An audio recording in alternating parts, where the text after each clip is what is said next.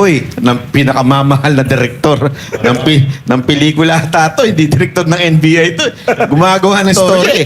Si NBI Director Matibag, ano po ba masasabi nyo sa kanyang Performance. Sabi niya. Dapat yun siguro, na ano. imbis nag-arkitekto siya, nag-drawing na lang siya, fine arts. Mahilig sa drawing eh. I mean, unang-una, di ba? Puro drawing. Kesyo meron na raw sila na-identify na 20 posibleng hitmen. Halatang-halata mong nambobole eh. Plucking out of thin Death air. penalty. Kailangan meron po tayo. Hindi po pwede na ako, hindi ko naman gusto may mamatay ha. Kasi ako po ay makajus din naman po tayo lahat. Ang buhay ng tao, precious yan. Pero dapat, bumalik pa rin tayo sa eye for an eye, tooth for a tooth. Kung ano yung ginawa mo, yan ang kailangan bumalik sa'yo. Hindi po pwede na pumatay ka ng tao, ikaw pa dito lang sa Pilipinas na ikaw pa ang pupuntahan, ikaw pa ang kakausapin ng mga social worker. Minsan hindi na ako makapaniwala eh. Ano ba ito? Hindi, imbis yung biktima ang asikasuhin natin, ang bibigyan natin, ang atensyon natin na doon sa kriminal, ay pambihira. Talagang baliw na talaga. Magkaroon tayo ng ganong klase uli na pamunuan na ang kriminal takot. Hindi po pwede kasi ang kriminal masiga sa iyo eh. Hindi pwede. Hindi pwede ang kriminal nakabarong din. Hindi pwede. Kailangan ang kriminal, alam niyang kriminal siya. Hindi dapat ang kriminal, ang pakiramdam niya, mas congressman din ako. Importante kasi na may takot. Hindi pwede yung hindi pwede yung ang feeling ng kriminal eh. Makukulong, tapos babayaran niya yung warden para meron siya special privileges, di ba? Hindi pwede yung ganun eh. Dapat matakot sa batas. Punta naman tayo sa impeachment. Yan. Pag-usapan natin to. Kasi sabay din itong impeachment yung paglabas ng survey na kung saan lalong tumataas si VP at si BBM lalong bumababa. Sa tingin nyo po, sa inyo muna, mahirap magsalita dito si Seth. Oo eh. Sinabot na lang si patron natin. Sa tingin nyo po, itong impeachment na nakaraan, itong mga tatlong witness, nagkaroon po ba ng epekto kay VP Sara na mabawasan siya? Dito sa first article, walang Unang-una, bakit inilista ng prosecution si Zulaika Lopez, Yusek Zulaika Lopez, na kanilang witness, di ba? Pagkatapos, inatras nila. Bakit? Kasi nung nakita ng tao yung footage na talagang inaapi, ngayon lang dati kasi pinapakita yun lang galit na galit si VP Sara, yung bugso ng damdamin. Ngayon, nakita yung si Zulaika Lopez pala una, pinatay ang ilaw dun sa detention center niya. Pangalawa, ililipat siya sa correctional sa 10 oras ng gabi, no? Detention lang 'yun, di naman siya kriminal eh. At di ba nag-iiyak? Nung nakita 'yon, ng taong bayan na kaya naman pala sumiklab ang galit ni VP Sara. Kasi tao mo 'yan eh, di ba? Matagal na niyang kasama. So ngayon, pag hinarap nila si Zulaika Lopez at umiyak din at kinuwento yung detalye nung ginagawa sa kanya doon sa Batasan Detention Center, lalong magsisimpati ang tao. Madi-disprove yung kanilang allegation na grave threats and inciting to sedition. Kaya hindi na nila tinawag. No? It's an admission of failure on their part. So, ako tingin ko, wala. At least itong first article, itong article nito na yung sa grave threats, walang epekto. In fact, baka mas tumaas pang simpatya kay VP Sara. Pagdating po doon sa witness, especially itong ating kagalang-galang Uy, ng pinakamamahal na direktor ng pelikula tato, hindi direktor ng NBI to. Gumagawa ng story eh. Si NBI Director Matibag, ano po ba masasabi nyo sa kanyang Performance. Sabi niya. Dapat yun siguro, na imbis nag-arkitekto siya, nag-drawing na lang siya, fine arts. Mahilig sa drawing eh. I mean, unang-una, di ba? Puro drawing. Kesyo meron na raw sila na-identify na 20 posibleng hitmen. Halatang-halata mong nambobole eh. plucking out of thin air, no? At yung hitman daw, security, VP Security Group. Yung hitman daw na 20. Lalo magagalit ang mga sundalo niyan dahil mga ano yan mga professional soldiers yan eh. Sipin mo sasabihin mong hitmen sila. Ay, May nakita wala, ba kayo? wala. Palpak na palpak yung kay... Puro yabang eh. Alang laman, puro yabang. Sabi ko nga nung pinapakinggan ko alam mo, diferensya lang ni Director Matibag at saka si Ramil Madriaga. Siya may diploma, yung isa wala. Yung siya 29 years. Pero medyo mukhang napapangiti ating kagalang-galang na Sarap makinig sa patron eh. Senator Judge. Hindi siya pwede Oo nga, Senator, Makinig.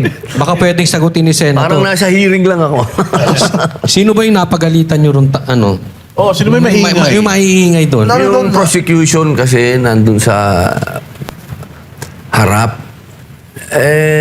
Yun sana pakiusap ko sa impeachment court na maagap din sila sa mga ganon. Kasi Maagap nadidistract eh. Kasi kung mapapanood nyo, naputol eh. Napa-English nga ako eh. I was interrupted. Sabi ko. Ano po yun? Oo, kasi baka hindi sila nakakaintindi ng Tagalog. Kailangan mong Englishin, di ba? Kasi sana magkaroon uli ng pagbalangkas ang impeachment court na pagbawalan yung gano'n. Tsaka huwag sa kalagitnaan nang nagtatanong ka, puputulin ka. Kasi Senator, ang hirap nun eh. mukhang sinusubok yung ano mo eh. Ano mo, Yung pasensya. Hindi, pero Sen- dati meron na palabas, di ba? Nung impeachment trial ni Erap, ni Presidente Erap, si Miriam ang tumindig at pinalayas yung yung mga nagtatatawanan lang, nangingisihan. Tanong natin si Senator. Pinatawag yung Sergeant at Arms at pinalayas yung Pero sino dapat ang mag-ganon? Pwede ba dapat presiding officer. Oo, dapat yung... Yung presiding officer. Hindi pwedeng any senator? Pwede rin. Pero Pwede, ang contempt. presiding officer ang mag-o-order sa Actually, may nag-react Sergeant eh. at No? Arms. May nag-react. Yung bell ringer, pinagalitan. Yung Oo kay, nga, may kay tanong Tulfo Wala na naman. trabaho yun. May tanong ako sa'yo. Kasi ang puntos ko lang doon, hindi naman ako yung mahabang magsalita. Ang mahabang magsalita, yung Sumasagot. eh. Akala ko nga, Kaya- sasabihin mo, don't what me eh. Inaantay ko yun eh. Oo, talagang Pero Senator, pwede mo bang pangalanan yung mga maiingay na yun? mahaba magsalita. Hindi, yung napagalitan niya. Hindi, sa prosecution nga. Oo, ano sila, grupo sila eh. Grupo silang Sila ang gano'n. una na tayo? Una na yung lawyer nila eh. Una na yung lawyer nila na Mabagal magsalita. yung tumutula din. Oo. Kaya yun. nag-fake news. Ay, iba pa yun. Oo. Ay, ba pa yun? Si Atty. Lorna, yun nandun sila. Ito lang nang nakaupo ron. Mga pangit. Pero nang Mga pangit ah. Sobra ka naman. Dispensa, no? Hindi, yung dispensa nila dala kasi... daw ng damdamin, bugso ng damdamin. Hindi, yung kanilang dispensa, pang-aasar eh. Hindi naman tunay na dispensa yun. Senator, sama mo ako. Asaran nila nun. Hindi naman ako naaasar kasi kahit anong... Hindi ako, asaran ko sila. Kahit anong sabihin nila, ako kasi laging... Ang aking pananaw sa buhay, pag habang pinapansin mo ako, ibig sabihin naapektuhan ka sa akin. So, hindi ako ang may problema. Ikaw ang may problema sa akin. Todo na natin, Senator. Di ba sabi mo dati, hindi ka tatakbo sa Opo, politika. opo. Mag-declare ka na kaya para lalo silang magalit. Oo. Baka atakihin sa puso. Open. Ano? Open. Pero Senator, speaking of yung mga malalambot ang puso at mga parang pinanganak sa sabsaban. Kasi ganyan yung mga malalambot ang puso masyado eh. Hindi ba kayo nasasaktan kapag naririnig niyo yung sinasabi na Bobo, yung ganun, hindi, yung oo. mahirap kasi hindi abogado eh. Oo, parang ako, senador ako, di bali ng abogado. bobo, wag lang baliw. Ayun lang. Kasi yung bobo, hindi man makakasakit yun. Hindi, bilang isang, Pero bilang yung isang baliw, senador. yun ang mahirap. Bilang isang senador, kasi Opo. di ba, lagi nababanggit yan, nabanggit ni Senator Marcoleta yan. Opo. Yung ang hirap makipagdiskusyon sa hindi Hindi ako abogado. nasasaktan. Totoo eh. Hindi man ako nasasaktan doon. Kasi totoo naman yun. Kailangan talaga meron kang mga abogado. Kasi sa konstitusyon naman malinaw eh, na hindi kailangan abogado. Kaya yung nandyan kami, meron kaming sariling expertise. Na yun naman lagi ang sinasabi ko. Halimbawa, tungkol sa kriminal. Ako, pakinggan nyo. Hindi kayo mga abogado, hindi nyo alam yan. Oo, katulad nung mga madaming nagiging kriminal na mga bata. Sinasabi ko sa kanila, alam nyo, pag ganitong usapin, sa akin kayo makinig. Kasi bukod na ako'y ex-convict, ako'y criminology. Yan ang aming specialty, yung tungkol sa mga kriminal. Ayaw nila, total. Pinapairal pa rin nila yung kanilang pagiging abogado. Hindi lahat ng pagiging senador ay tungkol sa pagiging abogado. Marami po dyan. Dapat nga dyan may magsasaka. Meron dyan, may mangingisda. Dapat meron tayong ganyang mga abogado tuloy na sa meron tayo talaga mga senador na Sen. ganyan. Nagre-represent ng lahat. Kayo, dumalaw kayo doon sa patay na rider, di ba? Opo. At ngayon, kitang-kita nyo naman yung pag-angat ng krimen sa Pilipinas. Pero ang sinasabi pa rin ng ating kapulisan, bumaba daw. Mas safe na daw ngayon. Ano masasabi nyo doon? Yun, expected naman natin yun. Kasi wala namang aamin sa kanyang pagkukulang. Lalo na pagkaganyan na masasabi natin na may utos ang pinakamataas. Ganun yun. Ano ba? Kamusta ba ang dyan? Magbibigay talaga yan. Pero ang totoo, ako po ay sa mga naging biktima, lahat po ako laging nandyan. Hindi lang po ako mahilig magpa-picture. Ha? Hindi lang ako mahilig magpa-media na pinakikita ko kung magkano yon o anong binigay ko. Number one ka na eh. Hindi mo na kailangan yun. Opo, tsaka ginagawa ko na yan. Hindi pa ako politiko. Pagka nandun ka po sa baba, takot na po ang mga tao na wala sa mga villages. Kasi yung mga magsasalita ng ganyan na safe pa tayo lahat, nasa village ka kasi may gwardya ka. Pero pag dyan ka nakatira sa mga eskinita, ramdam mo na ikaw ay delikado na pag 10 oras na ng gabi. Kaya sana, ang pakiusap ko sa ating mga mambabatas din, na buksan naman ninyo ang isip ninyo. Na hindi lahat ng Pilipino nakatira sa condominium, hindi nakatira sa village. Ang tangi nilang kaharian, kalsada. Kaya dapat ang kalsada panatilihin nating safe sana. Please, nakikiusap ako sa inyo. Sana naman kayo nakakita mga kriminal ngayon, mga hold up na lang, papatayin pa. Oo. Ano ba, pambihira? Tama po ba yung katwiran ni Yusek Claire na wala naman daw nangyayaring gulo paglabas niya? Lumalabas siya. Pag lumalabas siya. Paano? May Nakakotse security. siya. May bodyguard siya. Hindi. Yun ang laging sinasabi ng tao eh. They felt safe and secure nung panahon ni Presidente Digong. Na hindi ngayon nila na. Hindi naman nagsisinungaling ang tao sa ganyan eh. Ako mismo takot na takot ako pag yung apo ko nagpupunta sa park eh. No? Miski na sa Makati yung park na pinupuntahan niya, takot pa rin ako eh. Dahil alam mo na, hindi mo matansya ngayon ang panahon eh. Tapos parang sinisi niya pa dito na hina-highlights lang daw ng mga balita yung mga nangyayari ngayon. Yun ang problema. Ito si Auntie Claire, ewan ko. Pero Sen, di ba, isa sa mga panukala nyo pa rin yung death penalty? Opo. Ang kailangan po kasi baguhin natin yung konstitusyon. Kasi kailangan mailagay yan sa konstitusyon. Tsaka umalis na tayo dun sa mga treaty natin. Ang dami natin pinirmahan na treaty kasi nakakakuha tayo ng kung ano man sa EU. Kasi paandar ng EU yan na wala tayong death penalty Kaya dapat, marami po tayo dapat balangkasin dito sa atin. Hindi po pwedeng wala tayong death penalty. Kailangan meron po tayo. Hindi po pwede na ako, hindi ko naman gustong may mamatay Kasi ako po ay makajus din naman po tayo lahat. Ang buhay ng tao, precious yan. Pero dapat, bumalik pa rin tayo sa eye for an eye, tooth for a tooth. Kung ano yung ginawa mo, yan ang kailangan bumalik sa'yo. Hindi po pwede na pumatay ka ng tao, ikaw pa dito lang sa Pilipinas na ikaw pa ang pupuntahan, ikaw pa ang kakausapin ng mga social worker. Minsan hindi na ako makapaniwala Ano ba ito? Hindi, imbis yung biktima ang asikasuhin natin, ang bibigyan natin, ang atensyon natin na doon sa kriminal, ay pambihira. Talagang baliw na talaga. Yung sa juvenile law ni Pangilinan, ano pong edad para sa inyo ang dapat may pananagutan na? Ang gusto ko talaga 10. Kasi yan ang para sa akin, alam mo na yung mali at tama. Kasi noon nanliligaw na tayo, Brad. Yun. Alam naman natin lahat yan. Di ba? So, ibig sabihin, pag nanliligaw ka na, alam mo na yung tama at mali. Alam mo na yung kiss, alam mo na yung holding hand. Pamihira naman, di ba? Pero, siyempre, ang gusto nila, ugnay tayo sa mga bansa na may ganyang batas. 12 years old. Yung nasa ibang bansa kasi 12 years old si Kadante naman, ang gusto niya, may discernment. Dapat.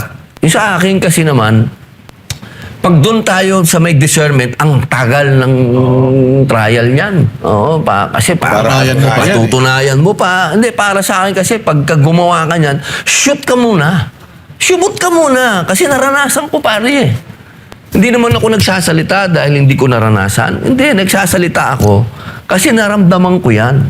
Nung na-shoot ako, talagang may realidad ka eh. Pag nakarating ka na sa kulungan at nakita mo na ang kulungan, automatic, doon papasok sa'yo, gusto kong magbago.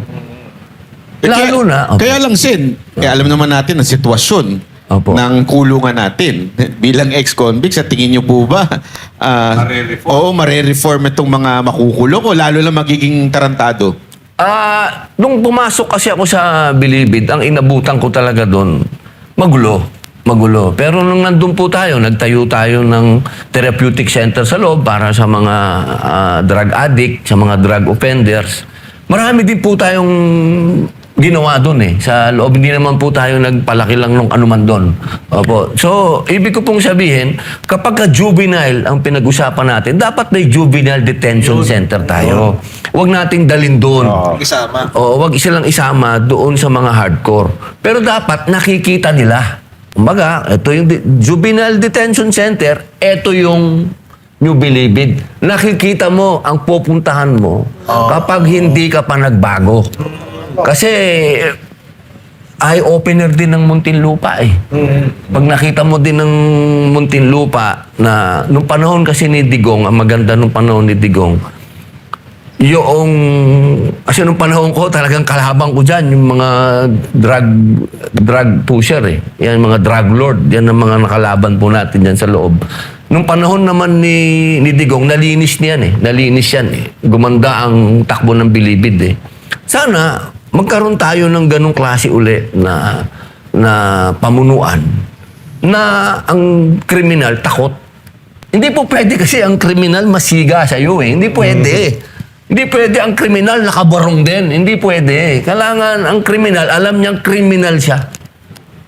Hindi dapat ang kriminal, ang pakiramdam niya, mas congressman din ako. Bakit yan? Hindi pwede.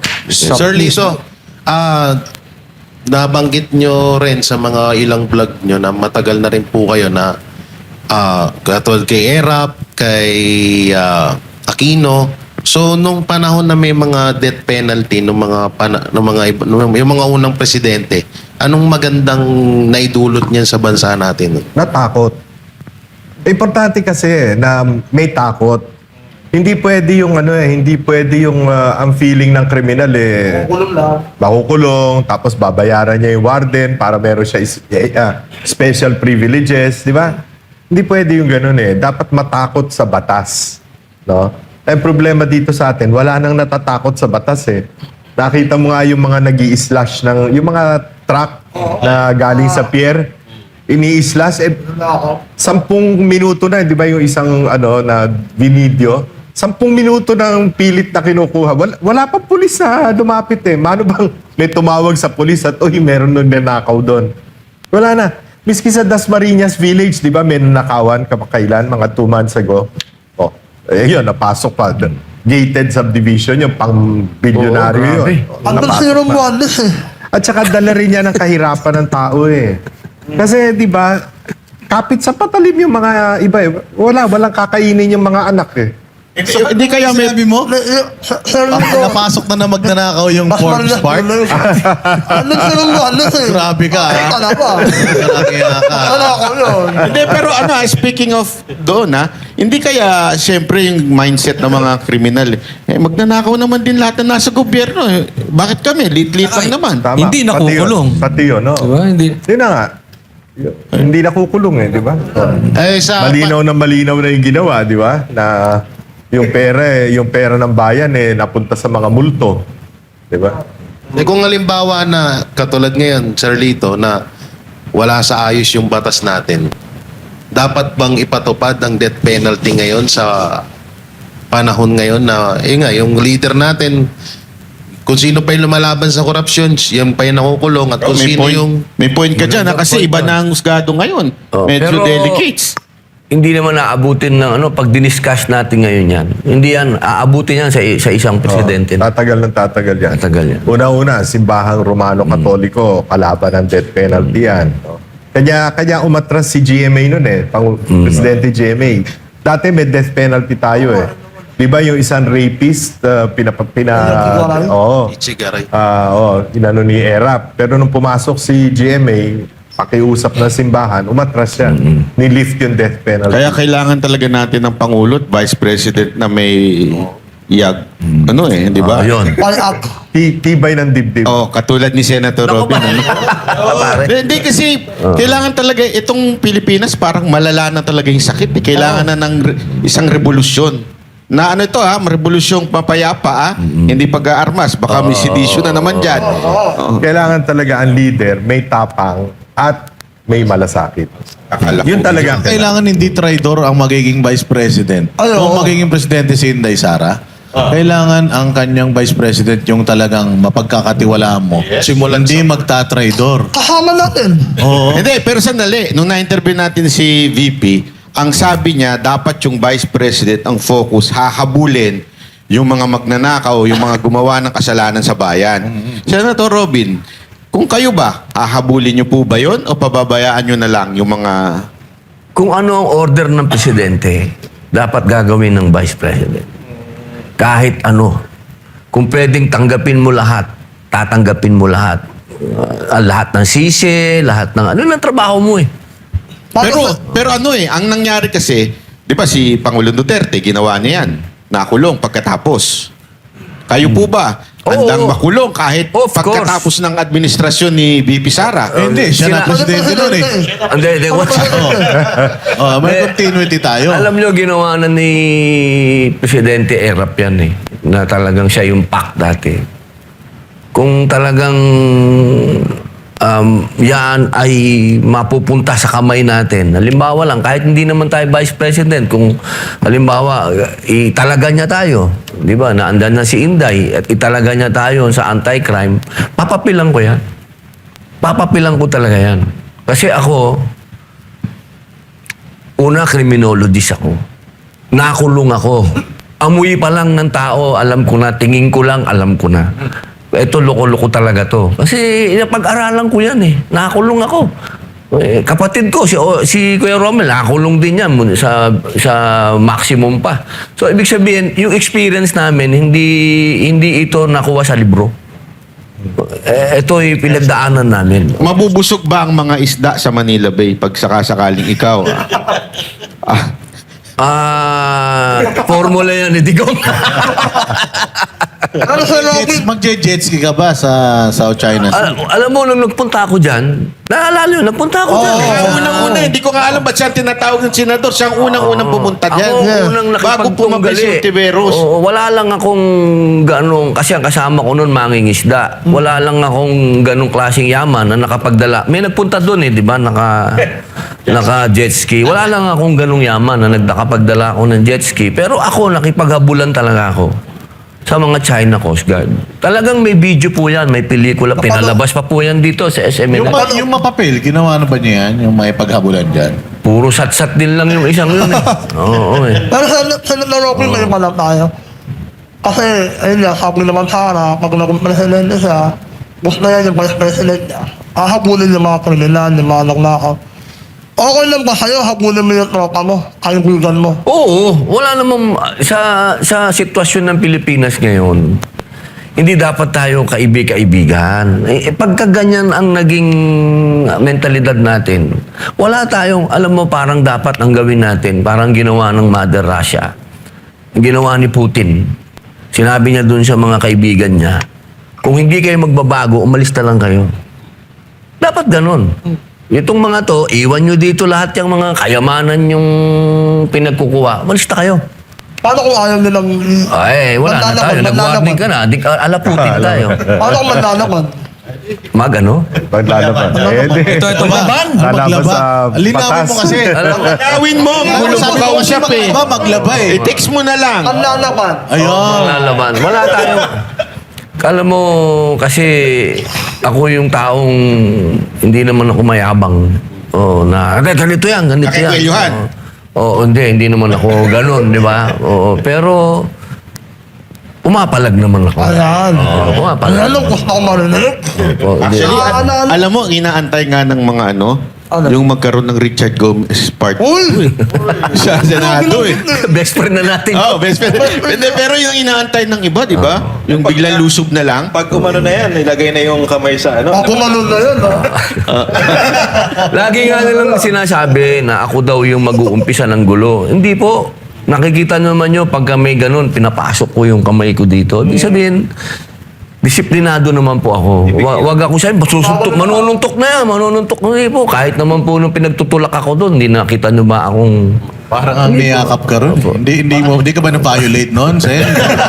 Kasi ang daming lumabas na mga ano noon eh. Parang iba eh. Hindi naman po, hindi Yung naman. kamay ba hindi naligaw? Di ba kaibigan ko din naman po yun. Di baka lang naligaw kasi yung Nagtaka nga kamay. ako nung nangyari yun eh. Nagtaka nga ako eh. Ano to? Ba't niyakap ka gano'n? Parang ano? Hindi naman po. Hindi naman. Hindi mo sinabi, Sen, na huwag mo akong hawakan, huwag mo akong hawakan. Sinasakal din kayo? Naku po, Di ba, malupit medyo yun. nagulat din ako eh. Oo, nagulat din ako. May pag... ano ba Sir, yun? yung Mas malaki- maiba tayo, yung sa parang babae na nag-ano sa'yo na, ba't Flight attendant? wala bang bumaril dyan? Oo, flight attendant. Ano yan? Ano sabi mo? Ano kasi ako dun eh, nagulat ako. Na ganito na ba ang bansa natin na pwede kang magsalita lang ng gano'n sa dito, wala bang babaril dito kay Robin Padilla. So ano lang ako kasi sunod-sunod na krimen tapos may gano'n na tao. Ang nag-react yung mga kapatid kong Muslim.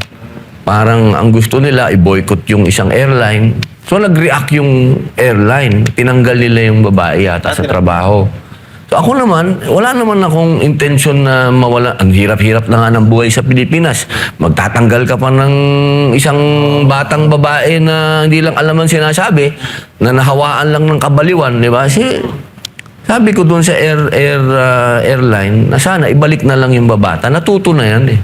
Siguro hindi na nauulitin. So, Yan ba binalik na yung po. ano? Sana po. Kasi ang huli naming pag-uusap noong Monday, gagawin yung airline. Bakit tila mga babae yung mga bumabanat sa iyo, no?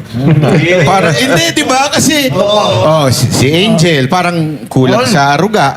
Yung Napainom na tubig si boss. Hindi naman, hindi naman. Patron natin. Napainom na tubig. yung babae parang kulang din sa pansin. Oh, lagi siya ang target, ano? Meron ka. Sino pa? Claire Castro. Oh, sino si Claire Castro? Mukhang Kasi ka, ha? Iba At may talaga. bading pa, yung sa kabila. May bading pa na bumabanat kay Senator eh. Sino? Meron. Sino? Yung na doon sa kabila, yung ano ba yun? Bakling. Falsifikado ba? oo. Wala yun. Yung gay. Walang... Oh. Gaydar. So mukhang talagang kursanada kayong mapansin ninyo, no? Ang mga...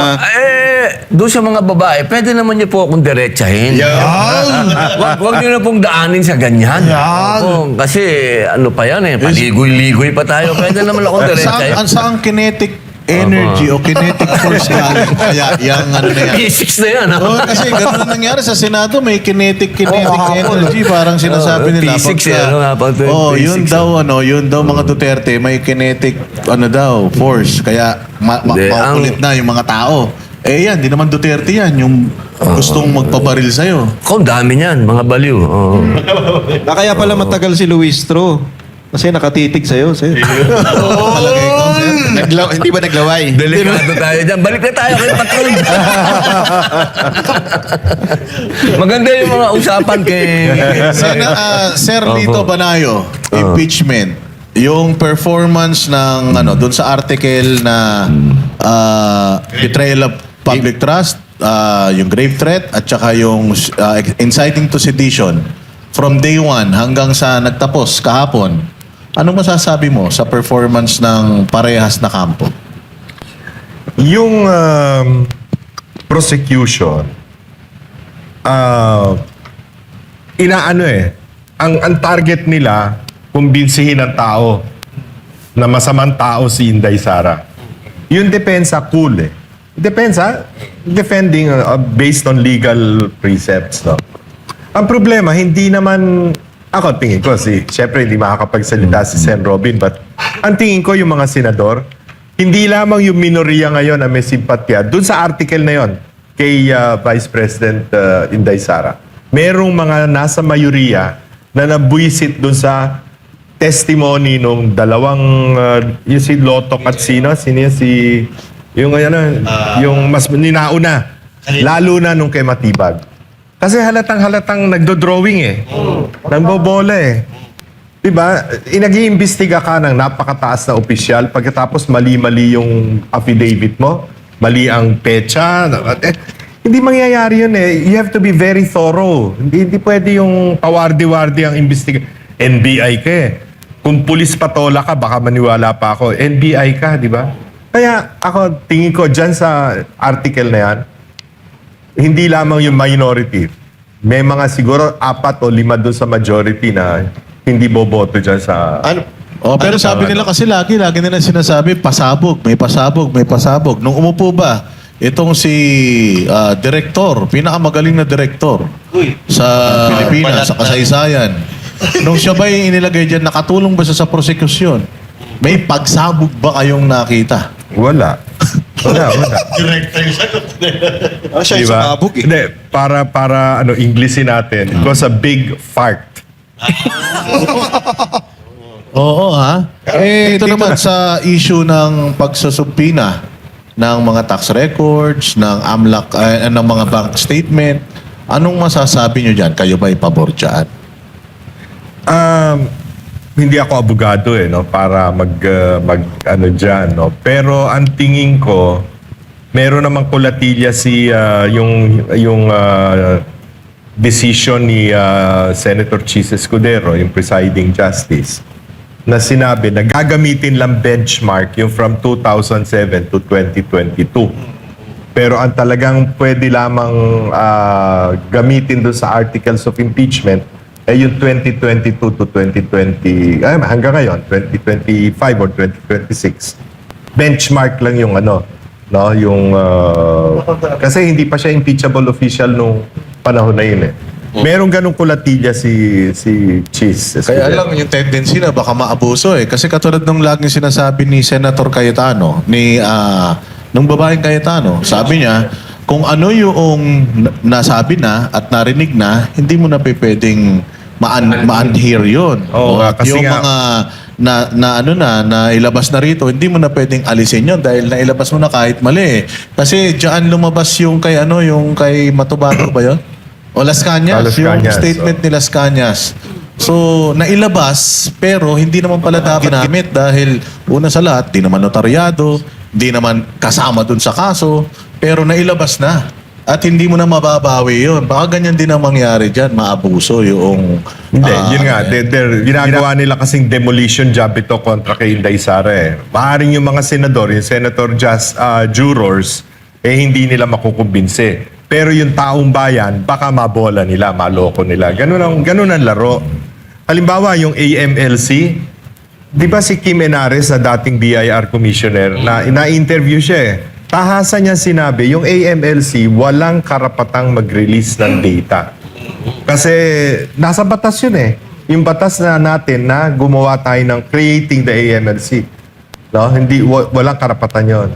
Pero sa 1987 Constitution yun. Paano yung 2026 Bendalo Constitution? Bendalo. Anything goes. Pero maganda yung sinabi ni Senator Robin dun sa kung gusto nyo buksan na lang lahat. Handa ba kayo, Sen? Yun ang inaantay ng taong bayan. May Kaya kumagat ba sa hamon nyo na yan?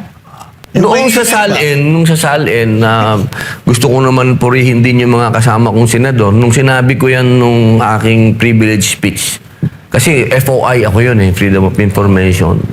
pinrivilege speech ko yun, hinamon ko yung mga mambabatas. Believe naman ako dun sa mga kasama kong senador, nung nilabas ko yung akin, nilabas din nila yung kanila. Kaya sana dito, sa hapon natin, na pati yung mga bank records, gawin natin. Properties, lahat. Kasi yan ang gusto ng tao. Kaalaman, no? Actually, dalawang bansa na lamang ang meron pang bank secrecy law. Pilipinas tsaka Lebanon. All countries all over the world, walang bank secrecy law. Only the Philippines and Lebanon. Ano ito? Lahat, kahit ordinary citizen. Walang bank secrecy law. Pag kailangan ng batas na tingnan yung iyong bank records, can be done. Naku, di Court malalaman order kung lang. sino nagbayad dun sa namatay na vlogger. Ayan na. Oo. Ano na? Diba? Pwedeng lumabas lahat. Dito lang, tayo lang. Lebanon at saka Philippines. Pag yan ang ginawa natin, matutuwa ang taong bayan. Yes. Yan yung mga isang hakbang na sana, inshallah, pagka nag-iba na ng administrasyon, maitulak natin Pero yan. hindi po ba maabuso yan? Hindi. Mas mahirap yung para sa akin kasi, pag ikaw ay nasa gobyerno, payag ka kung ang taong bayan nang umaabuso sa'yo. Kesa naman ikaw ang umaabuso sa taong bayan. Taga-gobyerno ka eh. Okay lang yun. Walang problema doon. Dapat handa ka doon. Baka bumaba yung survey bigla ni Senator. Dahil sa